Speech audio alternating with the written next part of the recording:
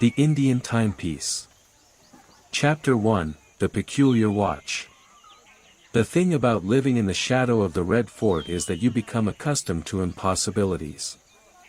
Zara had grown up watching elephants paint themselves gold for imperial processions, listening to courtiers debate whether Jinn preferred Persian poetry to Hindustani ghazals, and helping her father repair clocks that sometimes ran backwards when the moon was particularly melancholy.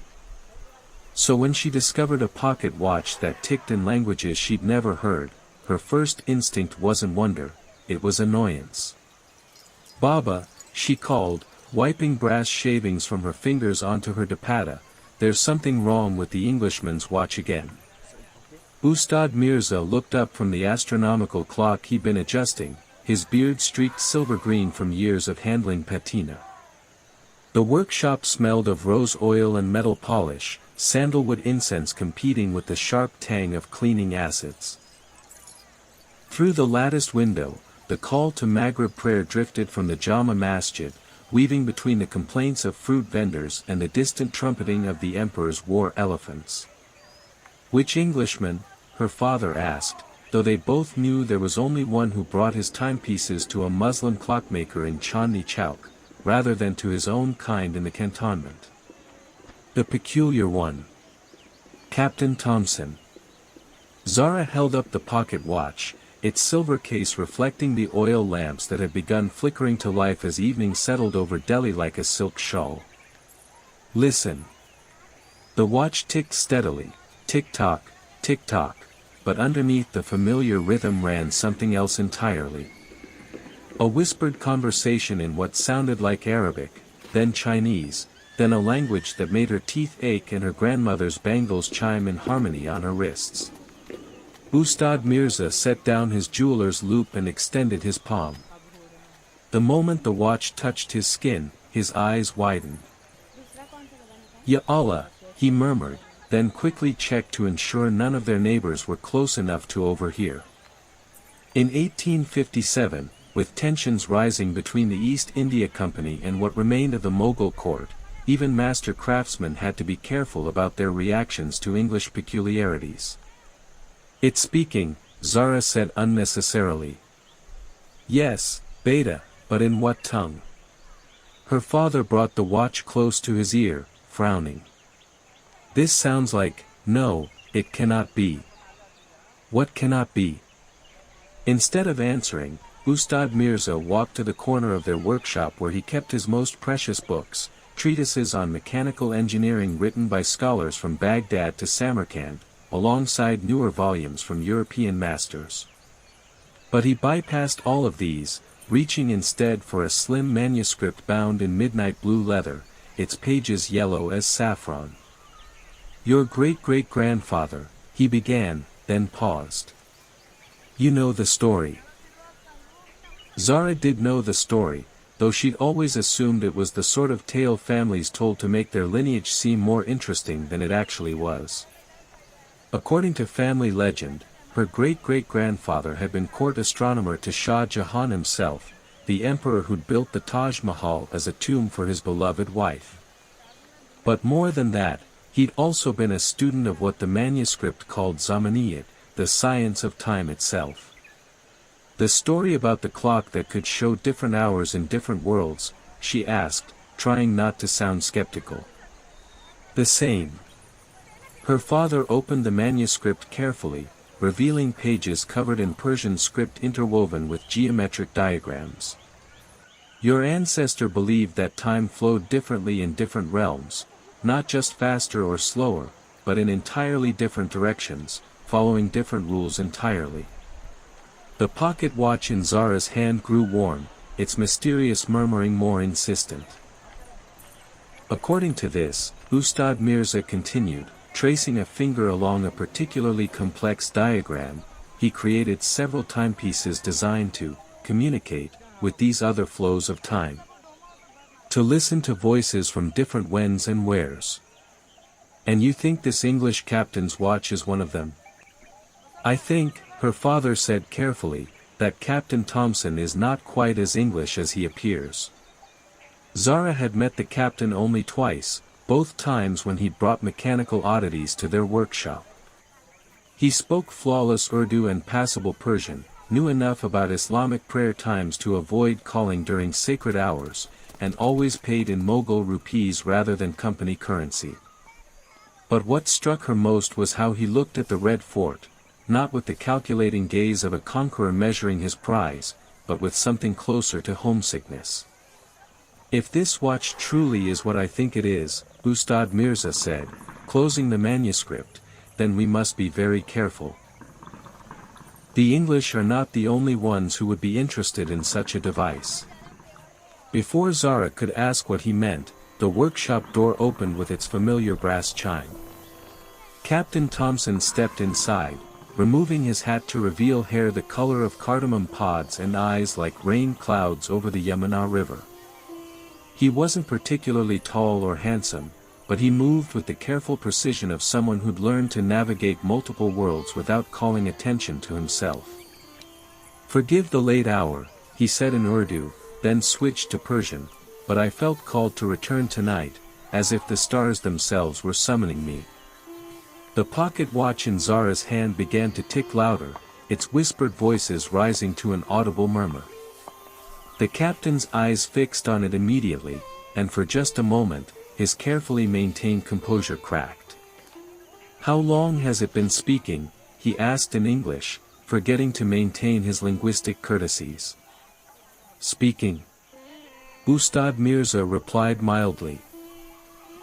"Captain Sahib, watches do not speak. This one does." Thompson stepped closer, extending his hand. "Please. I know how this must sound, but I need to hear what it's saying." Zara found herself reluctant to hand over the watch. Its warmth had spread up her arm, and the voices, she was beginning to distinguish individual speakers now, though their words remained incomprehensible. There was an old woman arguing about the price of melons in what might have been ancient Mesopotamian. A young man composing poetry in classical Chinese. A child laughing in a language that sounded like the mathematical formulae her father sometimes muttered while working. "First," she said, surprising herself with her boldness, "tell us who you really are." Captain Thompson looked from her to her father, then back again. Outside, the city was settling into its evening rhythms, cooking fires being lit, children being called in from the narrow lanes, the night watch beginning their rounds. But inside the workshop, time itself seemed to pause, waiting for his answer. "My name," he said finally, "is Thomas ibn Yusuf ibn Ahmad al-Andalusi. My great-great-grandfather was a clockmaker in Córdoba, before the Reconquista. When the Christians took the city, he fled east with his family and his knowledge. They settled eventually in Damascus, then Baghdad, finally here in Delhi during the reign of Akbar the Great." He paused, running a hand through his hair. "I am the great-great-grandson of the man who helped your great-great-grandfather create the first temporal communication devices. Our families have been connected across the centuries, even when we didn't know it." The pocket watch gave a particularly insistent tick, and all three of them looked down at it. "The watch," Thompson continued, "is trying to warn us about something. Something that's happening now, in this time, but which has consequences that ripple both backwards and forwards through history." "What sort of consequences?" Zara asked. Before Thompson could answer, the workshop door burst open again. This time, however, it wasn't a customer. Three men in the red uniforms of the East India Company stood silhouetted against the night, their faces hard as winter stones.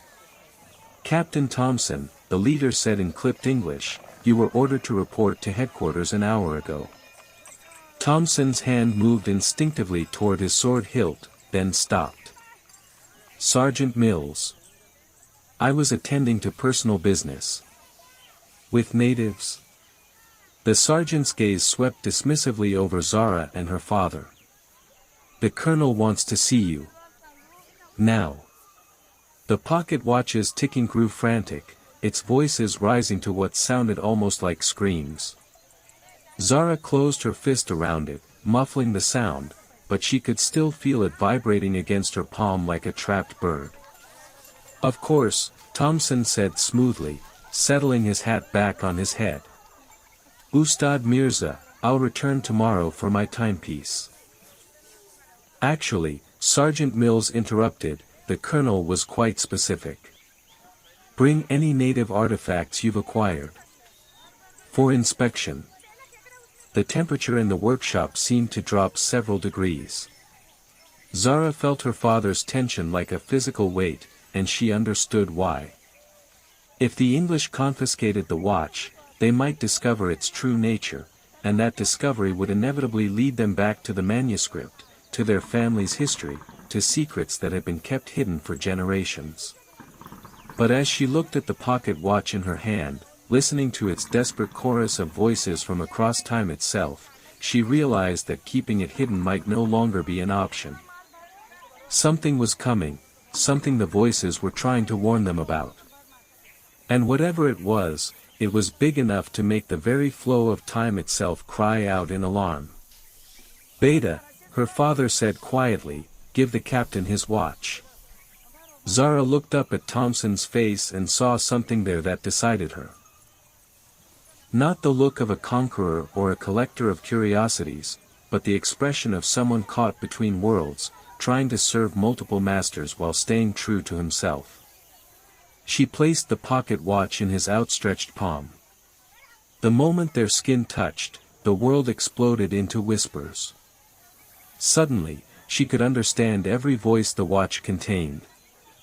The old woman wasn't arguing about melons, she was warning about a plague that would sweep through her city unless the aqueducts were repaired. The young man wasn't composing love poetry, he was encoding military intelligence in verse, trying to warn his emperor about an approaching army.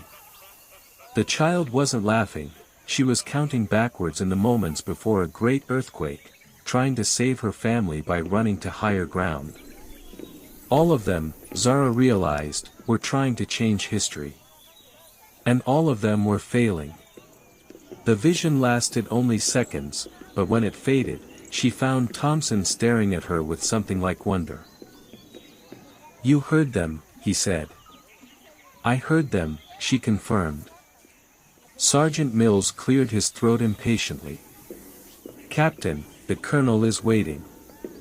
"Yes, of course."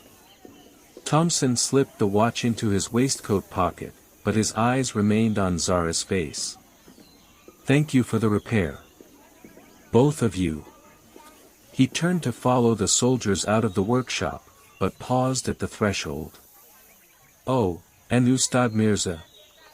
You might want to keep your workshop closed tomorrow. I have a feeling the city is going to be unsettled."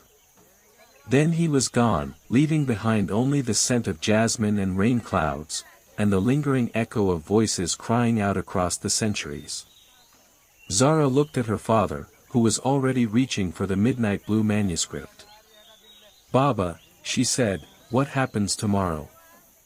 "I don't know, Beta," he replied, but his hands were shaking as he turned the ancient pages.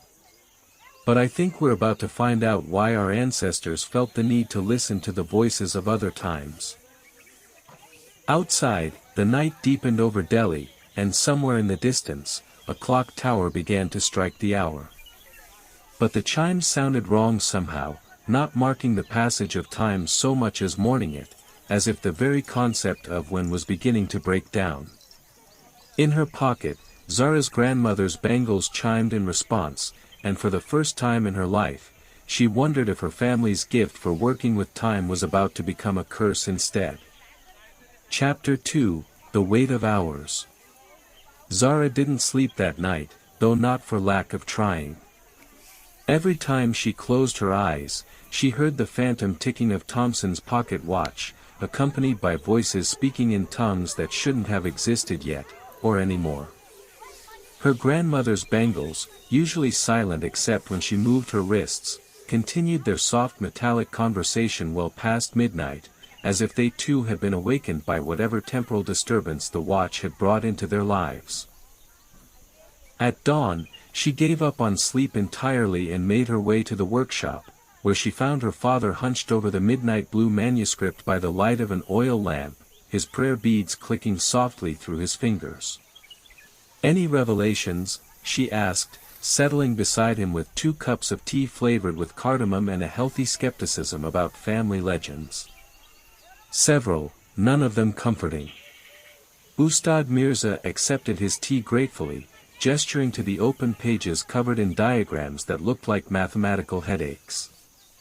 "Your great-great-grandfather was more ambitious, and more foolish, than I realized." The manuscript, Zara discovered as her father translated, contained not just theories about temporal communication but actual instructions for creating what it called chronological intervention devices.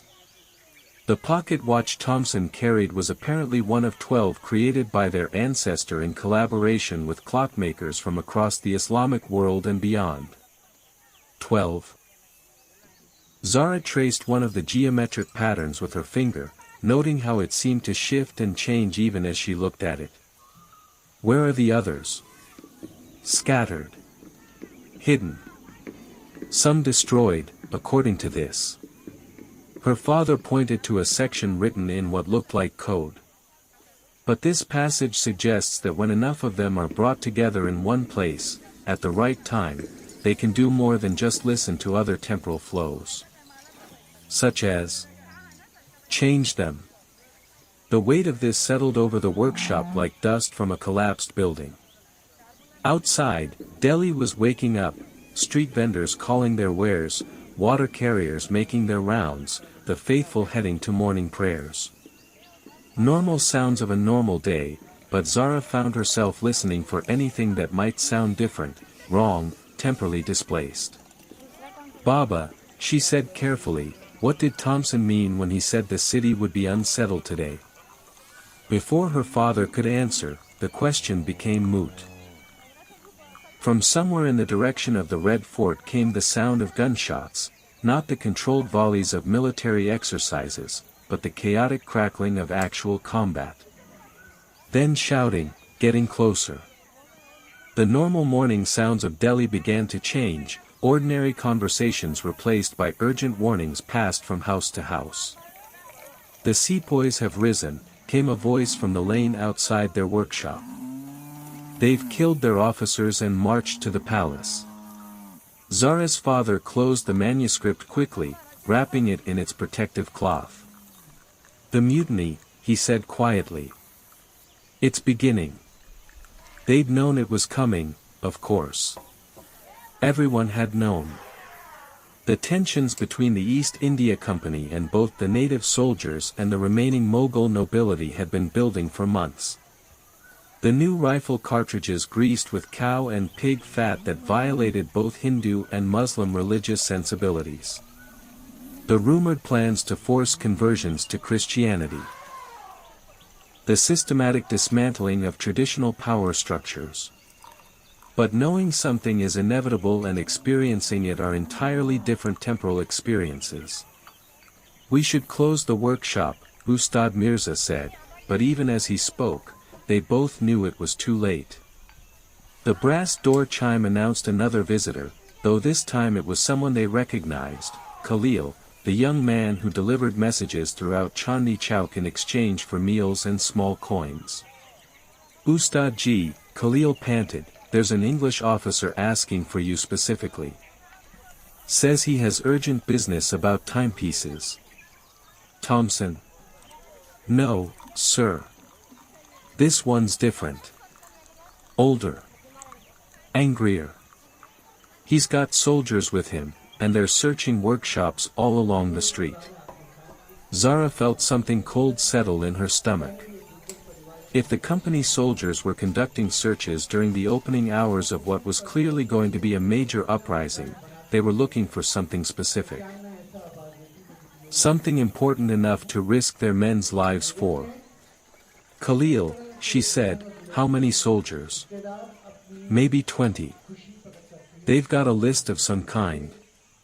Her father was already moving, gathering his most valuable tools and the manuscript. "Beta, we need to leave." Now. But it was too late. Heavy boots sounded on the wooden steps leading to their workshop, accompanied by the distinctive clink of military equipment. The door chime rang again, though this time it was pushed aside by the muzzle of a rifle.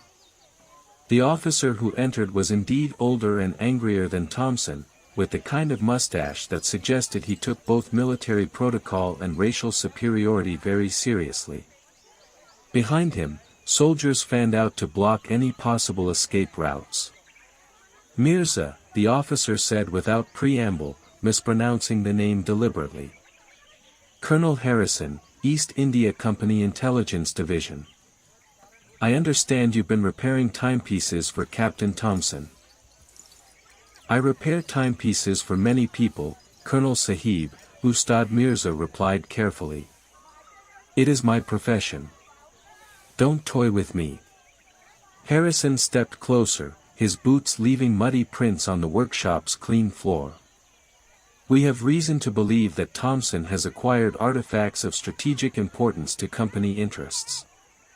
Artifacts that may have passed through your workshop." Zara kept her face carefully neutral, but her grandmother's bangles were chiming again, soft enough that only she could hear them. Or perhaps not quite only her. Colonel Harrison's eyes flicked toward her wrists, his frown deepening. "I know nothing of strategic artifacts," her father said. "Only of mechanisms that measure the passing of hours." "Hours," Harrison repeated, as if the word tasted bitter. "Yes, let's discuss time, shall we? According to our intelligence, Thompson has been investigating what he calls temporal anomalies throughout the city. Clocks that run backwards. Sundials that show different times simultaneously. Water clocks that measure the flow of minutes in languages that shouldn't exist." One of the soldiers behind Harrison shifted nervously.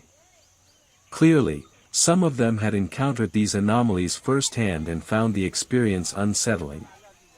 More to the point, Harrison continued, he's been collecting devices that exhibit these properties. Devices we believe may be connected to the current unrest. Connected how? Zara asked, then immediately regretted speaking when Harrison's attention focused on her like a weapon being aimed. "An excellent question, Miss Mirza. It seems that every location where these temporal irregularities have been reported has subsequently experienced incidents of rebellion, desertion, or what our analysts are calling chronological disorientation, among the local population." He gestured to one of his soldiers, who produced a leather satchel. From it, Harrison withdrew what appeared to be an astrolabe, though one unlike any Zara had ever seen. Instead of the usual brass markings indicating celestial positions, this one seemed to be engraved with symbols that hurt to look at directly. "This was recovered from a village 40 miles south of Delhi," Harrison said, holding the astrolabe so its strange markings caught the light. The entire population had apparently lost 3 days. They remembered going to sleep on Tuesday and waking up on Friday, with no memory of Wednesday or Thursday at all. The astrolabe began to emit a low humming sound, and Zara's bangles responded with their own musical chiming. The interaction was impossible to ignore. "Interesting," Harrison said, his voice sharp as a blade. "It seems your jewelry has opinions about temporal mechanics." Before anyone could respond, the sound of running feet and shouting voices filled the lane outside. One of Harrison's soldiers appeared at the door, his face pale. "Sir, we need to withdraw immediately. The sepoys have taken the magazine, and there are reports of native mobs forming throughout the city." Harrison's jaw tightened, but he didn't move toward the door. Instead, he stepped closer to Zara, the strange astrolabe still humming in his hands. "I don't have time for interrogation," he said, "but I also can't allow potential enemies to retain strategic assets. So we'll make this simple. You'll come with us, along with any temporal devices in your possession." "I am not in possession of any temporal devices," Ustad Mirza said firmly. No, but your daughter is. Harrison's gaze fixed on Zara's bangles, and she realized with growing horror that he was right. The bangles weren't just responding to temporal anomalies, they were temporal anomalies. They belonged to her grandmother, and her grandmother's grandmother, passed down through generations of women who'd all shared the family gift for working with time. She'd worn them every day since she was 12, never questioning why they sometimes seemed to chime in response to things that hadn't happened yet. "Sir," the soldier at the door said urgently, "we really must go. Now." But Harrison was reaching for Zara's wrist, intent on removing the bangles by force if necessary. As his fingers closed around the silver metal, the humming from his astrolabe grew louder, and Zara's bangles responded with a sound like distant thunder. The moment all three temporal artifacts came into contact, the world exploded into temporal chaos. Suddenly, Zara could see the workshop as it had been, as it was, and as it would be, all simultaneously. She saw her great-great-grandfather working by candlelight, creating the first chronological communication devices. She saw herself as she was now, caught between worlds and times. And she saw the workshop in ruins, its roof collapsed, its tools scattered, sometime in a future where Delhi itself had been consumed by fire and war. But more than that, she could hear voices, not just from Thompson's pocket watch, but from dozens of similar devices scattered across the city, across the world, across time itself. All of them were speaking at once, creating a chorus of warnings, pleas, and prophecies that made her head spin and her heart race. Through the temporal cacophony, one voice rose above the rest. It was speaking Persian, but with an accent she didn't recognize, perhaps from centuries ago, or perhaps from centuries in the future. "The 12th device," the voice said urgently. "It must not be completed. The pattern must not be closed, or all of history will become fluid, changeable, subject to the will of whoever controls the chronological matrix." "What 12th device?" Zara gasped, though she wasn't sure if she spoke the words aloud or just thought them. "The one being built in the Red Fort," the voice replied. "The one your Captain Thompson is trying to stop. The one Colonel Harrison is trying to complete." The temporal vision shattered as Harrison released her wrist, stumbling backward with an expression of shock and fear. The astrolabe in his hands had gone silent, but it was now glowing with a faint silver light that pulsed in rhythm with Zara's heartbeat. "What did you see?" he demanded. But before Zara could answer, before she could even decide whether to answer, the world outside their workshop exploded into chaos. The sounds of gunfire grew closer, accompanied by the thunder of running feet and the distinctive crack of buildings beginning to burn. Through the latticed window, she could see smoke rising from the direction of the European quarter. "Sir," the soldier said again, though this time he didn't wait for permission. He simply grabbed Harrison's arm and began pulling him toward the door. "We're leaving. Now." Harrison resisted for a moment, his eyes fixed on Zara with the intensity of a man who just glimpsed something that changed his entire understanding of the world. Then he seemed to remember where he was, and when, and what was happening around them. "This isn't over," he said, backing toward the door while keeping the glowing astrolabe pointed at them like a weapon. "We know where to find you." Then he was gone, leaving behind only the echo of boots on wood and the lingering smell of gunpowder and fear. Zara looked at her father, who was staring at her bangles with an expression she'd never seen before, part wonder, part terror, and part something that might have been pride. "Beta," he said quietly, "I think we're going to need help." "What kind of help?" "The kind that understands how to prevent the end of time itself." Outside, Delhi burned, and somewhere in the Red Fort, someone was building a device that could rewrite history. And Zara, who'd woken up that morning thinking her biggest problem was a pocket watch that spoke in foreign languages, realized that she was now part of something much larger and more dangerous than she'd ever imagined. Her bangles chimed softly, as if in agreement, and in their music she heard the echo of every choice that had led to this moment, and every choice that might lead away from it. Chapter 3: The Geography of When. Finding someone in a city that's actively trying to tear itself apart turns out to be considerably more difficult than the poets make it sound.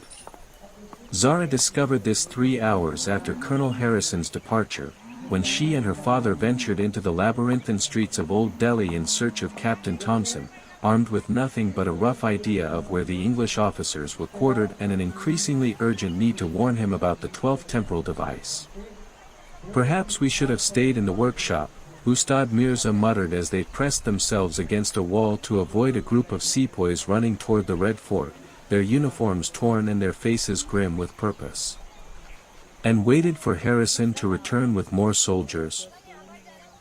Zara adjusted her dupatta to better conceal her face, though her bangles were proving impossible to silence completely. Every few minutes they would chime in response to some temporal disturbance she couldn't identify, drawing curious glances from passers-by. Besides, if what I saw in that vision is true, staying anywhere in Delhi might not be safe for much longer. They'd chosen to search the area near Kashmiri Gate, where many of the English families lived, or had lived, before the uprising began forcing rapid relocations. But the usually orderly European quarter was now a maze of abandoned houses, overturned carriages, and nervous British soldiers who shot first and asked questions in languages they didn't speak. "There," her father said, pointing toward a modest house with green shutters. "That's where young Khalil said the peculiar English officer lived. The one who speaks better Urdu than most Delhiwalas." The house looked abandoned from the outside, its shutters closed and no smoke rising from the kitchen chimney. But as they approached, Zara noticed something odd about the shadows it cast. While every other building on the street threw shadows that pointed east, as they should in the afternoon sun, this house's shadows fell in multiple directions at once, as if it existed in several different times simultaneously. "Baba," she said, "do you see?" "The shadows, yes." He was already reaching for the brass door knocker, which was shaped like an astrolabe and felt warm to the touch. "I think we found our temporal irregularity." The door opened before they could knock, revealing not Thompson but a woman Zara had never seen before. She appeared to be about 40, with the kind of complexion that suggested mixed ancestry, perhaps English and Indian, or possibly Mughal and Persian. Her dress was European in style but made from fabric that seemed to shift colors depending on the angle of view, and her hair was pinned up with what looked suspiciously like tiny clockwork gears. "You must be the Mirzas," she said in accented English, then switched to perfect Persian. "Thomas is expecting you, though he wasn't certain you'd be able to find the house during temporal displacement." "Temporal displacement?" Zara asked. The woman smiled, stepping aside to let them enter. "The house exists partially outside normal time flow. It makes it rather difficult for hostile visitors to locate, though it does play havoc with the laundry schedule." Inside, the house was larger than it had appeared from the street, not just in terms of space, but in terms of time. The sitting room they entered seemed to contain furniture from at least 3 different centuries, and through the windows, Zara could see glimpses of what appeared to be different seasons occurring simultaneously in the garden. "Margaret," came Thompson's voice from deeper in the house, "have our guests arrived?" "Indeed they have," the woman, Margaret, called back. "Though I suspect they have questions." Thompson appeared from what might have been a study or might have been a workshop. It was difficult to tell, since it seemed to contain both books and clockwork mechanisms in equal measure. He'd traded his military uniform for more practical clothing, loose trousers, a cotton shirt, and a waistcoat that had definitely seen better decades. "Forgive the unconventional surroundings," he said, gesturing toward chairs that arranged themselves automatically for their comfort. But given current circumstances, I thought privacy was more important than architectural consistency. Current circumstances, Ustad Mirza repeated. You mean the uprising? I mean the systematic unraveling of temporal stability throughout northern India, Thompson replied, settling into a chair that creaked in harmony with Zara's bangles. The uprising is merely a symptom. The cause is considerably more complex. Margaret appeared with tea that steamed in patterns resembling mathematical equations, and small cakes that seemed to be slightly different each time Zara looked at them. Thomas, she said, perhaps you should explain from the beginning. These people deserve to understand what they've become involved in. So Thompson explained, and as he did, Zara began to understand why he'd looked so homesick when gazing at the Red Fort. His story was not dissimilar to her own family's, a legacy of knowledge passed down through generations, combined with a heritage that straddled multiple cultures and times. My ancestor in Cordoba, he began, was not just a clockmaker but what they called a muakkit, a timekeeper responsible for calculating prayer times and calendar adjustments. When the Reconquista forced him to flee, he carried with him not just his family but a collection of temporal devices created by Islamic scholars over several centuries. The devices, Thompson explained, were originally intended for astronomical calculations and religious observations. But over time, their creators had discovered that certain combinations of metals, gems, and geometric patterns could interact with what they called the hidden currents of time itself. Your great-great-grandfather was one of 12 master craftsmen who attempted to systematically map these currents, Thompson continued. They created a network of communication devices designed to share information across different temporal flows, hoping to prevent historical disasters before they occurred. But it didn't work, Zara said. Oh, it worked perfectly. That was the problem. Thompson's expression grew grim. They discovered that attempting to change history from outside normal time flow creates what we might call temporal echoes. Every prevented disaster created the conditions for a different, often worse disaster. Every life saved in one century cost lives in another. Margaret refilled their teacups with liquid that had somehow changed from green to gold. The original 12 devices were designed with safeguards, she added. They could observe and communicate, but not directly influence events. Until someone figured out how to remove the safeguards, Ustad Mirza said quietly. Precisely. Thompson leaned forward in his chair. Someone has been collecting the original devices and modifying them. Removing their protective limitations and linking them into what they call a chronological matrix, a system that would allow direct manipulation of historical events. Zara's bangles chimed suddenly, loud enough for everyone to hear. In the sound, she caught an echo of the voice she'd heard during her vision with Colonel Harrison. The 12th device, she said. It's being built in the Red Fort. Not built, Thompson corrected. Completed. The device already exists, it's the astronomical clock in the Hall of Private Audience, created by your great-great-grandfather for Shah Jahan himself. But someone has been systematically modifying it, turning it from a timepiece into a temporal control mechanism. The implications settled over the room like smoke from a distant fire. If someone could control the flow of history itself, they could rewrite the past to serve their own purposes, eliminate enemies before they were born, prevent defeats by ensuring they never happened, reshape entire civilizations according to their will. Who? Zara asked. Who's behind this? That, Margaret said, is where things become complicated. She rose and walked to what appeared to be a map table, though the maps it displayed seemed to show not just geographical locations but temporal ones, lines of causality flowing like rivers across centuries, with nodes marking significant historical events.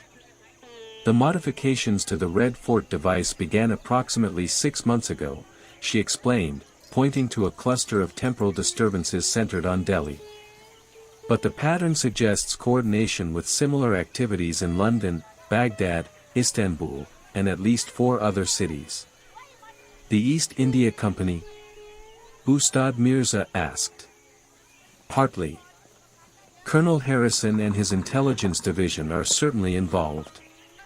But they're not the architects, they're the tools. Thompson joined Margaret at the map table. Someone has been playing a much longer game, one that spans centuries and continents. He traced a finger along one of the temporal flow lines, showing how disturbances in Delhi connected to events in other times and places. Look at the pattern. The Black Death in Europe, the fall of Baghdad, the conquest of Granada, the collapse of the Mughal Empire, they're all connected by chains of causality that have been gradually manipulated over time. Zara stared at the map, trying to comprehend the scope of what Thompson was suggesting. Someone has been changing history for centuries. Not changing, Margaret corrected. Guiding. Nudging events in specific directions, creating conditions that would eventually lead to this moment, when they would have access to all 12 temporal devices and the power to reshape reality itself. A particularly loud explosion from the direction of the Red Fort made all the windows rattle.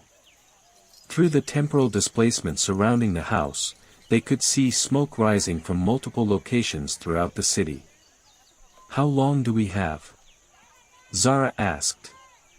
Thompson consulted a pocket watch. Not the speaking one from the previous evening, but a more conventional timepiece that nonetheless seemed to be running backwards. If our calculations are correct, the matrix will reach full synchronization at sunset today. Once that happens, Margaret finished, whoever controls it will be able to rewrite not just the future, but the past.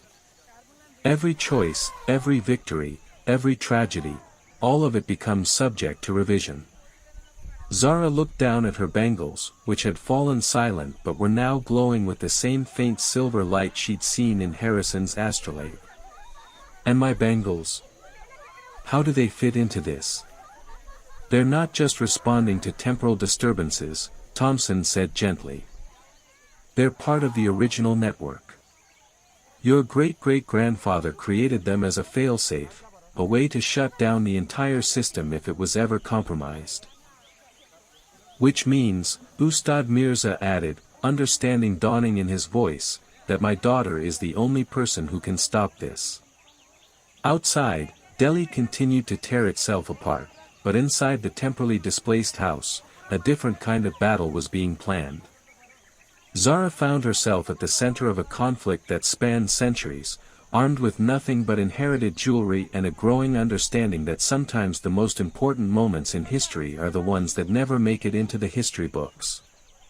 So, she said, trying to keep her voice steady, what exactly do I need to do? Thompson and Margaret exchanged glances, and in that look, Zara saw both hope and a deep, abiding worry. You need to break into the Red Fort, Thompson said, during the middle of a rebellion, avoid both sepoy soldiers and company troops, infiltrate the Hall of Private Audience, and convince a temporal control matrix that has been centuries in the making to simply stop. Oh, Zara said faintly. Is that all? Margaret smiled, though it didn't quite reach her eyes. Don't worry, she said. We'll be right there with you. Outside, the sun was beginning its descent toward the horizon, and somewhere in the Red Fort, a clock was ticking down toward the end of history as they knew it. Chapter 4, The Empress of Hours.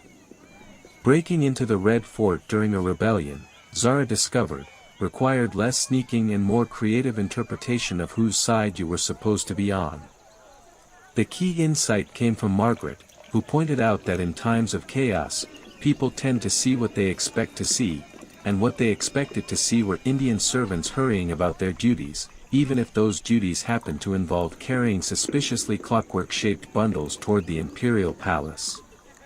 The trick, Margaret explained as she applied what appeared to be theatrical makeup but smelled like cardamom and mathematics, is to look like you belong to everyone and no one simultaneously. They had spent the afternoon in Thompson's temporarily displaced house, planning their approach while the sounds of rebellion grew closer and more urgent.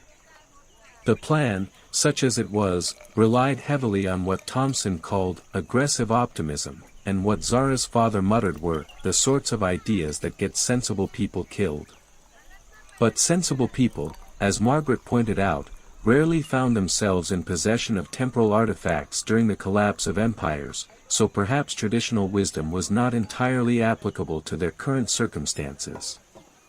The disguises were thorough and surprisingly effective. Ustad Mirza, dressed as a court astronomer, which wasn't entirely inaccurate, carried a brass instrument case containing tools that could theoretically be used for either clockwork repair or temporal sabotage, depending on one's perspective. Thompson, his European features concealed beneath a carefully arranged turban and an impressive false beard, posed as a scholarly visitor from the northern regions where such mixed ancestry was more common. Margaret, meanwhile, had transformed herself into something that made Zara's eyes water slightly, not quite Persian, not quite Mughal, not quite anything specific, but definitely the sort of person who would be expected to have business in the inner chambers of the palace. Her clothes seemed to shift subtly in both style and color, adapting to whatever the observer expected to see. "How are you doing that?" Zara asked as they prepared to leave. "Temporal displacement affects more than just buildings," Margaret replied mysteriously. "When you exist partially outside normal time, you also exist partially outside normal expectations." Zara herself had been dressed as a minor court lady's companion, invisible enough to avoid attention, but respectable enough to explain her presence in restricted areas. Her bangles had been concealed beneath silk sleeves, though she could still feel them humming softly against her wrists, responding to the growing temporal disturbance centered on the Red Fort. The journey through Delhi's streets was like walking through a city where geography had been replaced by emotion. Areas that should have been safe were in flames. Neighborhoods that should have been hostile opened their doors and offered them directions. British patrols that should have stopped and questioned them barely glanced in their direction, too focused on larger threats to notice 4 people who belonged to no obvious category. "It's the temporal distortion," Thompson explained when Zara commented on their surprisingly easy passage. "The closer we get to the Red Fort, the more reality becomes flexible. People's perceptions are influenced by what they think should be happening, rather than what actually is happening." This turned out to be both blessing and curse. While it made their approach easier, it also made navigation increasingly surreal. Streets that Zara had walked her entire life suddenly led to unfamiliar destinations. The sun seemed to be setting both faster and slower than it should. And the closer they got to the palace, the more frequently she caught glimpses of people and events that shouldn't exist, Mughal courtiers from centuries past, British officials from decades in the future, and occasionally, figures in clothing she couldn't identify from any time period she knew. "Temporal echoes," Margaret said when Zara mentioned these apparitions. "The matrix is already beginning to break down the barriers between different time streams. If we don't shut it down soon, these echoes will become solid, and Delhi will become a city where all of its history exists simultaneously." They reached the Red Fort as the sun touched the horizon, painting the sandstone walls the color of dried blood. The massive gates stood open, but not in welcome, rather, in the aftermath of some violent confrontation between sepoy forces and palace guards. Bodies lay scattered in the courtyard, though whether they belonged to the present moment or some other time was increasingly difficult to determine. "The hall of private audience is in the inner courtyard," Ustad Mirza said quietly, consulting a mental map built from years of occasional palace commissions. "But there will be guards, even in the current chaos." There were indeed guards, but they appeared to be guarding against threats from several different centuries at once. Some wore the uniforms of Mughal imperial troops, others the red coats of company soldiers, and a few were dressed in styles Zara couldn't identify at all. They moved with the mechanical precision of people whose temporal existence had become unstuck, responding to orders that might have been given years ago or years in the future. "We need a distraction," Thompson murmured. "No," Margaret said, "we need an invitation." She stepped forward, and as she did, her appearance shifted once more, this time into something that made Zara's breath catch. Suddenly, Margaret looked like royalty. Not any specific royal person, but the essence of royal authority itself, as if she had always been the sort of person to whom palace guards instinctively bowed. "I am here to inspect the astronomical instruments," she announced in Persian, her voice carrying the particular tone of someone who had never been told no and never expected to be. "These are my technical advisors." The guards, caught between multiple temporal realities and therefore uncertain about anything, chose the path of least resistance and stepped aside. "Impressive," Zara whispered as they walked through the inner courtyard. "Terrifying," her father corrected under his breath. The hall of private audience was smaller than Zara had imagined, but far stranger. What should have been an elegant chamber where the emperor once held intimate court meetings had been transformed into something between a workshop, an observatory, and a shrine to the measurement of time itself. The walls were covered with clockwork mechanisms of every size and description, all ticking in perfect synchronization despite their obvious differences in origin and design. And at the center of it all stood the astronomical clock her great-great-grandfather had created for Shah Jahan. It was beautiful and horrible in equal measure. Originally designed as an elegant fusion of Islamic geometric patterns and Mughal artistic sensibilities, it had been modified with additional gears, crystals, and mechanisms that seemed to pulse with their own internal light. Around its base, 11 temporal devices were arranged in a precise circle: pocket watches, astrolabes, water clocks, and other instruments that hummed with accumulated time. But what made Zara's heart skip was the figure standing beside the clock, making final adjustments to its mechanism with the focused intensity of someone completing a lifelong obsession. It wasn't Colonel Harrison. It wasn't anyone from the East India Company. It was a woman who looked remarkably like an older version of Margaret, if Margaret had spent decades studying temporal mechanics while slowly losing her grip on sanity and any concern for the consequences of her actions.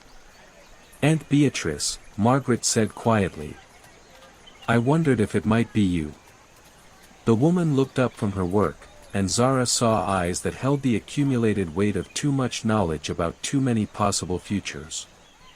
"Hello, Margaret," Beatrice replied in accented English that carried hints of at least 4 different centuries. "I wondered when you would arrive. Though I must say, your timing could be better. I'm nearly finished." Finished destroying the stability of time itself. Finished correcting it. Beatrice returned to her adjustments, her hands moving with the practiced precision of someone who had performed these same actions across multiple timelines. "Do you have any idea how many historical disasters I've had to witness? How many preventable tragedies I've been forced to observe without intervention?" She gestured toward the walls, and Zara realized that some of the clockwork mechanisms were actually displaying scenes from different periods of history: wars, plagues, conquests, all unfolding in miniature mechanical precision. The fall of Granada. The sack of Baghdad. The conquest of Constantinople. The Black Death. All preventable, if only someone had the will and the power to make the necessary adjustments. "And the wisdom to understand the consequences," Thompson added, stepping forward. "Beatrice, you know that changing history doesn't eliminate suffering, it just moves it to different people, different times. Does it?" Beatrice's hands never stopped working on the clock's mechanisms. "Or does it create better outcomes for everyone? We'll never know unless we try." Around them, the synchronized ticking of dozens of temporal devices was growing louder, more insistent. Through the hall's windows, Zara could see that the sun had nearly touched the horizon. Sunset was minutes away. "The matrix will be complete soon," Beatrice continued, "and then we can begin the work of creating a more just history. A timeline where the Islamic Golden Age never ended. Where the Library of Alexandria was never destroyed. Where you decide what's best for everyone who ever lived," Margaret interrupted. "Aunt Beatrice, that's not justice. That's tyranny across time." For the first time, Beatrice paused in her work, looking directly at her niece. "And what would you have me do instead? Watch as empires fall, as knowledge is lost, as progress is reversed by ignorance and greed? Accept that the world must be broken simply because that's how it has always been?" Zara felt her bangles growing warm against her wrists, responding to the increasing temporal disturbance. Around the great clock, the 11 devices began to glow more brightly, their humming rising to a harmonic crescendo. "There's a third option," Zara said, surprising herself by speaking. "Fix the present instead of trying to rewrite the past." Beatrice turned her attention to Zara for the first time, and in that gaze, Zara saw the terrible weight of someone who had spent too much time looking backward through history instead of forward toward possibility. "Spoken like someone who has never watched civilizations crumble," Beatrice said. "But you're young yet. You'll learn." "No," Zara replied, feeling the bangle's power flowing through her like warm honey, "I'll choose." She stepped forward, and as she did, the bangles slipped free from her sleeves, their silver surfaces reflecting the light of the temporal devices in patterns that hurt to look at directly. The moment they came into contact with the chamber's chronological field, every clock in the hall began chiming at once. But instead of discord, the sound created something like music, a complex harmony that seemed to contain echoes of every moment that had ever existed, was existing, or might exist. In that music, Zara heard her choice, and she made it. The battle for the timeline was about to begin, and it would be fought not with swords or guns, but with competing visions of what time itself was meant to be. Chapter 5, The Symphony of Seconds. The music of synchronized time, Zara discovered, was not particularly interested in human preferences about when and how it should be played. The moment her bangles made contact with the temporal field surrounding the great clock, every chronometer in the hall began not just chiming, but singing, a complex polyphonic arrangement that seemed to contain the collected voices of everyone who had ever lived, was living, or might someday live. It was, she reflected as her knees buckled under the weight of temporal awareness, rather overwhelming for a Tuesday evening. "Fascinating," Beatrice said, pausing in her adjustments to observe Zara's reaction with the clinical interest of someone conducting an experiment. "The fail-safe devices are integrating with the matrix more smoothly than anticipated. This suggests that your great-great-grandfather designed them not just to shut down the system, but to interface with it directly." "Meaning what, exactly?" Thompson asked, moving to support Zara as she struggled to remain upright under the cascade of temporal information flooding through her consciousness. "Meaning," Margaret said quietly, "that Zara can do more than just stop the matrix. She can redirect it."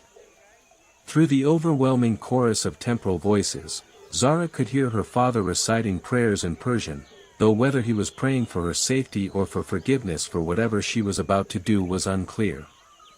Around them, the 11 temporal devices continued their harmonic crescendo, their combined energies creating visible distortions in the air that made the hall's elegant architecture ripple like water. "The question," Beatrice continued, her hands now moving faster as she made final calibrations to the astronomical clock, "is whether a clockmaker's daughter from Chandni Chowk has the vision to use such power responsibly. History is full of well-intentioned people who made terrible decisions because they couldn't see beyond their own limited perspectives." It was, Zara had to admit, a fair point. The temporal awareness flowing through her bangles was showing her fragments of what Beatrice had witnessed, centuries of preventable suffering, lost knowledge, civilizations that had fallen not to natural disaster or inevitable decline, but to human folly and greed. The sack of Baghdad in 1258, where the House of Wisdom had been destroyed and the Tigris River ran black with ink from thrown books. The fall of Córdoba, where libraries full of irreplaceable manuscripts had been burned by conquerors who saw knowledge itself as heresy.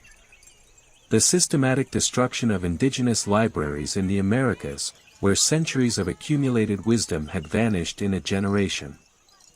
"I see why you want to change things," Zara said, her voice strained by the effort of speaking while her consciousness was scattered across multiple timelines. "But I also see what happens when you try." Through the bangle's temporal interface, she was witnessing Beatrice's earlier attempts at historical intervention. A plague prevented in medieval Europe that led to overpopulation and worse famine. A library saved in one city that caused the scholarship to stagnate, preventing innovations that would have helped millions. A war stopped in one century that created the conditions for a worse war in the next. Every change creates ripples, Zara continued, feeling the truth of it resonating through the temporal matrix. And those ripples create more changes, until the whole flow of time becomes so distorted that nothing resembles what it was supposed to be. Supposed to be according to whom? Beatrice demanded, her composure finally cracking. Who decided that this timeline, with all its suffering and waste and preventable tragedy, is the correct one? Who gave time the right to flow in only one direction, carrying forward all of humanity's mistakes? The great astronomical clock gave a sound like a bell made of starlight, and through the hall's windows, Zara could see the last sliver of sun disappearing behind the red fort's walls. Sunset. The moment when the temporal matrix would reach full synchronization. No one decided, Zara replied, understanding finally dawning. That's the point. Time isn't supposed to be controlled by anyone. Not by you, not by me, not by anyone who thinks they know what's best for everyone else. She could feel the bangle's power building, responding to her growing clarity of purpose. But instead of using that power to shut down the matrix, as everyone expected, she made a different choice. She opened herself completely to the temporal flow. What happened next was difficult to describe in linear terms, since it involved experiencing several centuries simultaneously while maintaining enough coherent thought to have a philosophical argument with someone who existed partially outside normal causality. But the essential experience was one of connection, not just to the past and future, but to every human choice that had created those pasts and might create those futures. Zara found herself standing in the House of Wisdom in Baghdad, watching scholars translate Greek philosophy into Arabic while debating improvements to astronomical instruments. She stood in the Library of Alexandria, not during its destruction, but during its golden years, when students from across the Mediterranean came to study together. She watched the scholars of Córdoba collaborating with Jewish and Christian thinkers, creating new forms of mathematics and poetry. But she also stood in the aftermath of their destruction, watching new centers of learning emerge from the ashes. New scholars who carried forward the preserved knowledge, often in forms that were more resilient than the originals. Students who, having witnessed the destruction of libraries, created new methods of preserving and sharing information that were harder to destroy. "Do you see?" she said to Beatrice, though they were now having this conversation across multiple timelines simultaneously. The knowledge wasn't really lost. It changed form, it traveled, it adapted. The fall of Baghdad led to the rise of Cairo. The destruction of Córdoba's libraries led to their preservation in Istanbul and Damascus. The burning of Tenochtitlan's codices led to their contents being recorded in new forms that survived where the originals might not have. And the people who died? Beatrice asked. The scholars who were killed, the students who never got to learn, the innovations that never happened because the continuity was broken? They mattered, Zara said simply. Their deaths were real losses. But their lives mattered too. Not just for what they might have achieved if history had been different, but for what they did achieve in the history that actually happened. Through the temporal interface, she was showing Beatrice something the older woman had apparently never considered, that the very disasters she wanted to prevent had often led to innovations, connections, and forms of resilience that wouldn't have existed otherwise. The destruction of one center of learning led to the creation of networks of smaller, more distributed centers. The fall of one empire led to the rise of new forms of governance that were more adaptable. Time, Zara continued, is not a river that can be dammed or redirected. It's more like a conversation.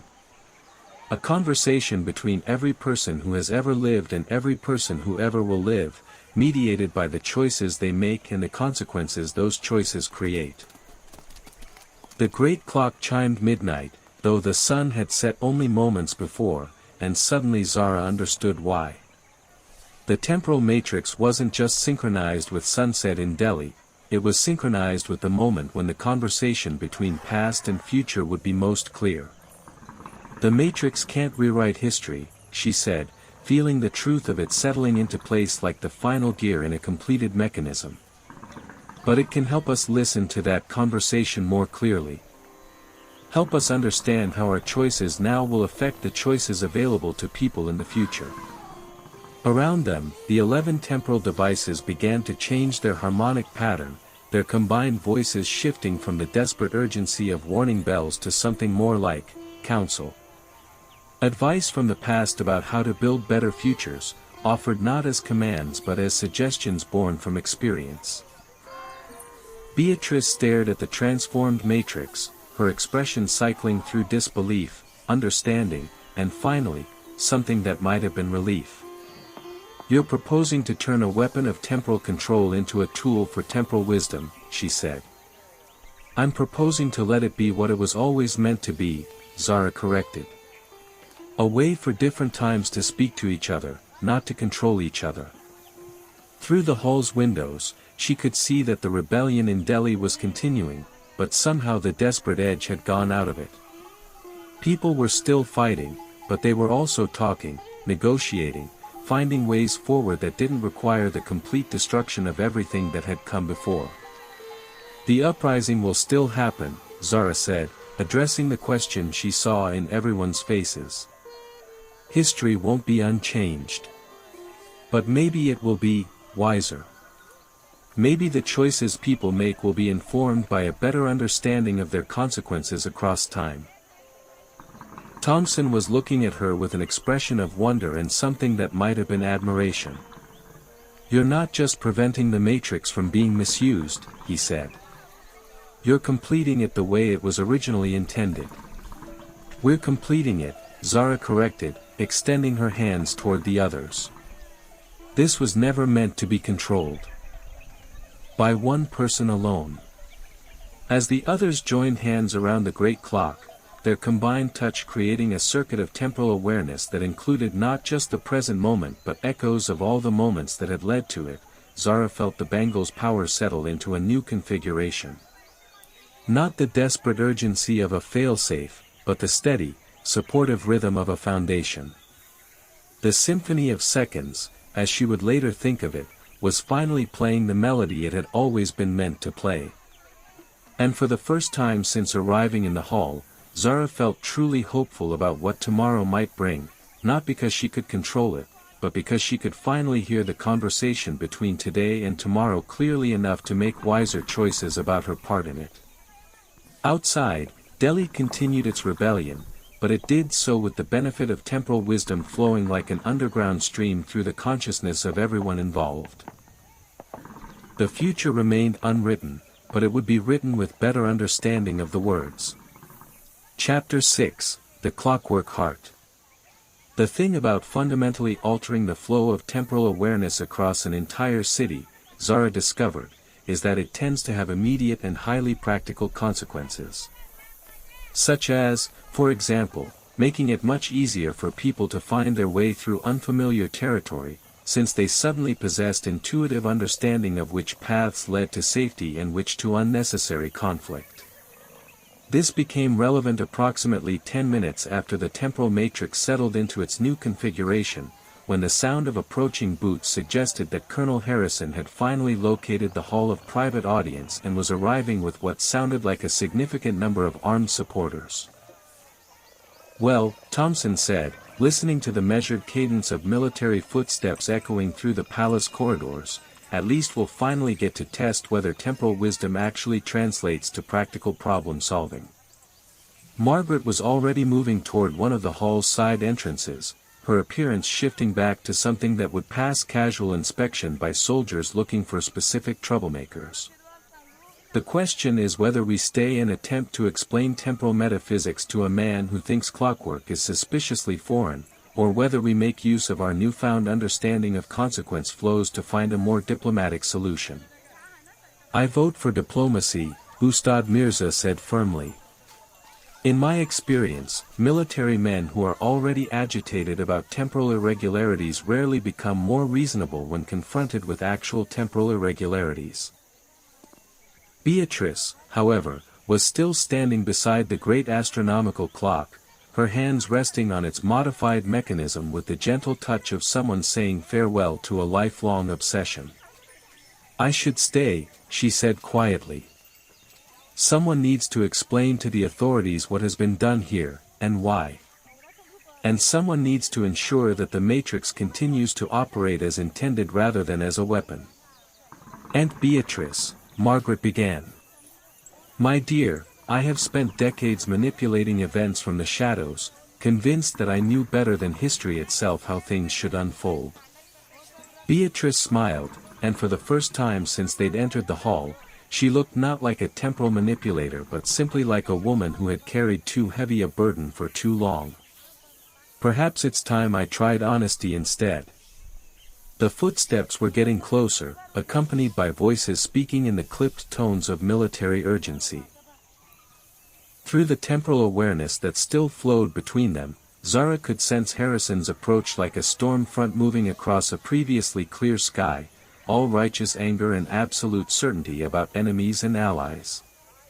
"There's another way," Zara said suddenly, the solution arriving with the same intuitive clarity that had guided her through the Matrix transformation. "What if we don't have to choose between confrontation and concealment? What if we can help Colonel Harrison understand what we've accomplished here?" Thompson looked skeptical. "Zara, the man thinks temporal mechanics are a form of native witchcraft designed to undermine British authority. I'm not certain reason is going to be effective." "Not reason alone," Zara agreed. "But the Matrix is designed to help people understand the consequences of their choices across time. What if we could show him what happens if he continues trying to weaponize temporal devices?" The bangles on her wrists had settled into a steady, warm pulse that felt less like warning bells and more like a heartbeat. Through their connection to the Matrix, she could sense the branching paths of possibility spreading out from this moment like the intricate gears of her father's most complex timepieces. "It's risky," Margaret said, though her tone suggested she was already calculating probabilities. "Exposing someone to temporal awareness without proper preparation can be disorienting. More disorienting than watching history itself become fluid?" Beatrice asked dryly. The debate was interrupted by the arrival of Colonel Harrison himself, flanked by 6 soldiers in company redcoats and carrying what appeared to be several of the temporal devices he'd confiscated from other locations around Delhi. His expression, when he saw the transformed hall, was that of a man whose worst suspicions about the fundamental untrustworthiness of the universe had just been confirmed. "Step away from the device," he commanded, his rifle trained on the group around the astronomical clock. "By authority of the East India Company and the Crown, I am confiscating all artifacts of strategic significance." "Colonel," Thompson said carefully, "perhaps we could discuss." "There will be no discussion with traitors and conspirators," Harrison interrupted. "The native uprising, the temporal disturbances, the systematic undermining of legitimate authority, it's all connected, and it all traces back to devices like these. He gestured toward the great clock, and as he did, the temporal devices he carried began to resonate with its modified harmonics. The soldiers behind him shifted uncomfortably as their equipment started emitting sounds that definitely weren't covered in standard military training. "Actually, Colonel," Beatrice said, stepping forward with the fearless composure of someone who had seen how this conversation would end across multiple timelines, "you're quite correct. It is all connected. But perhaps not in the way you think." Before Harrison could respond, she placed her hand on the astronomical clock's central mechanism, and suddenly the hall was filled with something that was part sound, part light, and part pure temporal information. What Harrison experienced in the next few moments would later be described in his official reports as comprehensive intelligence briefing regarding native tactical capabilities, though privately he would remember it as the most educational and terrifying 10 minutes of his life. Through the Matrix's temporal interface, he found himself experiencing the uprising not as a military commander trying to suppress rebellion, but as a participant in a historical conversation that had been developing for centuries. He saw how each act of suppression had created the conditions for greater resistance, how each attempt to impose control had strengthened the networks of connection that made coordinated rebellion possible. But more than that, he saw what would happen if he succeeded in weaponizing the temporal devices. The timeline where the British Empire gained the ability to manipulate history directly, preventing rebellions before they began, eliminating inconvenient leaders in the past, reshaping entire civilizations according to imperial preferences. And he saw how that timeline ended, with an empire so obsessed with controlling the past that it forgot to build a future, ultimately collapsing not from external pressure but from internal temporal contradictions as competing versions of history battled for dominance. "Good Lord," he said faintly when the vision faded, lowering his rifle with the automatic response of a man whose fundamental assumptions about reality had just been gently but thoroughly reorganized. "Precisely the sort of reaction we were hoping for," Margaret murmured to Thompson. Harrison looked around the hall as if seeing it for the first time, which in a sense he was. The temporal devices that had seemed like native artifacts of suspicious origin now appeared as what they actually were, sophisticated instruments created by scholars who understood aspects of reality that European science was only beginning to discover. "The uprising," he said slowly, "it's not about driving the British out of India." "Not entirely," Zara confirmed. "It's about finding a way for different peoples, different cultures, different ways of understanding the world, to coexist without one having to completely dominate the others. And the temporal devices are meant to help with that conversation," Thompson added. "By showing people the long-term consequences of their choices, making it easier to find solutions that work for everyone involved." Harrison was quiet for a long moment, studying the great astronomical clock with the expression of a man recalculating everything he thought he knew about his circumstances. "What you're proposing," he said finally, "is that instead of suppressing the rebellion, we find ways to address the underlying concerns that are driving it." "We're proposing," Beatrice corrected gently, "that you consider the possibility that imperial control and local autonomy are not necessarily incompatible, if both sides are willing to think in terms of centuries rather than quarters." One of Harrison's soldiers cleared his throat. "Sir, what are our orders regarding the artifacts?" Harrison looked at his men, then at the temporal devices they carried, then at the transformed astronomical clock that was still humming with harmonized time. "Our orders," he said slowly, "are to secure strategic assets for the benefit of the Crown and the Company. And I believe the most strategic thing we can do with these devices is to ensure they're used to create stability rather than to impose control." He turned to Beatrice. "You mentioned ensuring the Matrix operates as intended. What would that require?" "Ongoing collaboration between people who understand both the technical and cultural aspects of temporal mechanics," she replied. A permanent council, perhaps, with representatives from various communities and scholarly traditions. Including British representatives. Including everyone who has a stake in ensuring that history remains a conversation rather than a monologue. Harrison nodded slowly, then surprised everyone by formally saluting the group around the astronomical clock. In that case, he said, I believe we have a great deal of work ahead of us. Outside, the sounds of rebellion continued, but they were beginning to include something that hadn't been there before, the sounds of negotiation. Of people who had been shooting at each other pausing to discuss terms. Of communities that had been preparing for siege instead opening their doors to discuss possibilities. The temporal matrix was working exactly as Zara had intended, not by changing history, but by helping people understand their choices clearly enough to make wiser ones. And in the hall of private audience, a clockmaker's daughter from Chandni Chowk watched the representatives of 2 empires and 3 centuries begin the delicate work of building a future that honored the past without being imprisoned by it. That was the Indian Timepiece, Part 1.